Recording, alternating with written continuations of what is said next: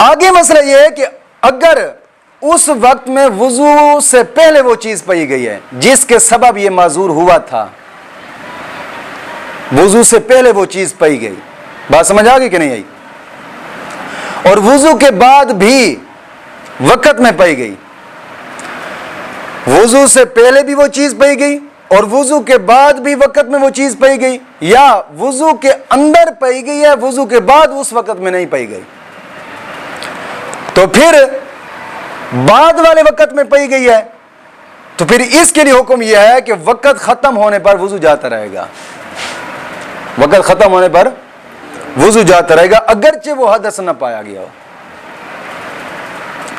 آگے مسئلہ یہ ہے کہ معذور کا وضو اس چیز سے نہیں ٹوٹتا کہ جس کے سبب وہ معذور ہے،